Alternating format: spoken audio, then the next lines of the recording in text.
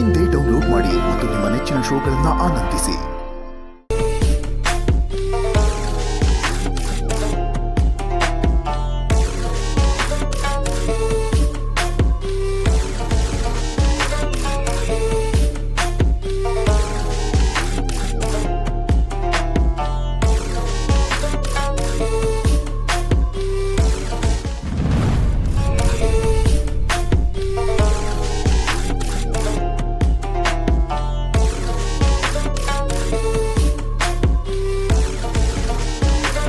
ಅಯ್ಯೋ, ಇವ್ರಿಗೆ ನಾನು ಇಲ್ಲಿರೋದು ಗೊತ್ತಾಗೋಯ್ತಾ?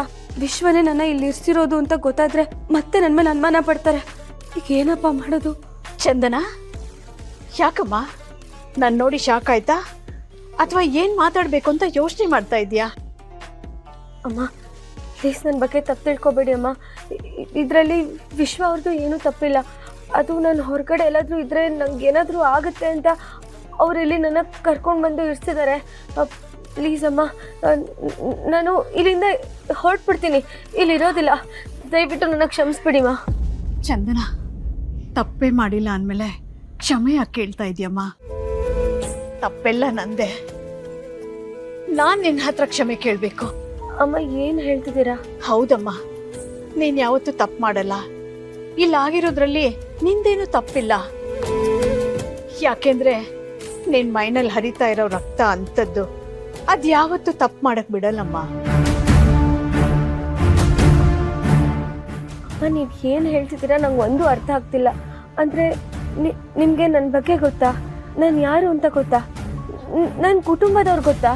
ಇಲ್ಲಮ್ಮ, ಗೊತ್ತಿಲ್ಲ. ಆದರೆ ನಮ್ಮ ಮನೆಗೆ ಬಂದಾಗಿಂದ ನೋಡ್ತಾ ಇದ್ದೀನಲ್ಲ, ನೀನು ಒಂದೇ ಒಂದು ಸಣ್ಣ ತಪ್ಪು ಮಾಡಿಲ್ಲ. ಎಲ್ಲಿಂದನೂ ಬಂದಿದ್ರು ನಿನ್ನ ಮನೆ ಅನ್ಕೊಂಡು ನಮ್ಮ ಸೇವೆ ಮಾಡಿದ್ಯಾ. ಆ ಸೇವೆಗೆ ನೀನು ಯಾವ ಪ್ರತಿಫಲನೂ ಅಪೇಕ್ಷೆ ಪಡಲಿಲ್ಲ. ಆದರೆ ನಾನೇ ನಿನ್ನ ಸರಿಯಾಗಿ ಅರ್ಥ ಮಾಡ್ಕೊಳ್ದೆ ನಿನ್ನ ಮನೆಯಿಂದ ಆಚೆ ಹಾಕ್ಬಿಟ್ಟೆ ಚಂದನ.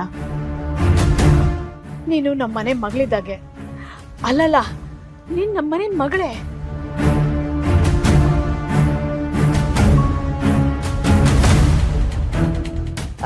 ಹೌದಮ್ಮ, ನನಗೂ ಒಬ್ಳು ಮಗಳಿದ್ರೆ ನಿಂತರನೇ ಇರ್ತಿದ್ಲಲ್ವಾ? ಮಗಳು ತಪ್ಪು ಮಾಡಿದ್ರೆ ಯಾವ ತಾಯಿ ತಾನೇ ಮನೆಯಿಂದ ಹೊರಗಡೆ ಹಾಕ್ತಾಳೆ ಹೇಳು? ಅದಕ್ಕೋಸ್ಕರ ನಾನು ಮಾಡಿರೋ ತಪ್ಪಿಗೆ ನಿನ್ನನ್ನು ಕೈ ಮುಗಿದು ಕೇಳ್ಕೊಳ್ತೀನಿ, ನೀನು ಮತ್ತೆ ನಮ್ಮ ಮನೆಗೆ ಬಂದ್ಬಿಡಮ್ಮ. ಅಮ್ಮ ದಯವಿಟ್ಟು ಅಮ್ಮ, ಪ್ಲೀಸ್ ಹೀಗೆಲ್ಲ ಹೇಳಬೇಡಿ. ಯಾವತ್ತಿದ್ರೂ ನಿಮ್ಮ ಆಶೀರ್ವಾದ ನನಗೆ ಬೇಕೇ ಹೊರತು ಈ ಥರ ಕ್ಷಮೆ ಅಲ್ಲ ಅಮ್ಮ. ನೋಡು, ನಾನು ವಯಸ್ಸಲ್ಲಿ ದೊಡ್ಡವಳಾಗಿರ್ಬೋದು, ಆದರೆ ಗುಣದಲ್ಲಿ ನಿನ್ನಷ್ಟು ದೊಡ್ಡವಳಲ್ಲಮ್ಮ.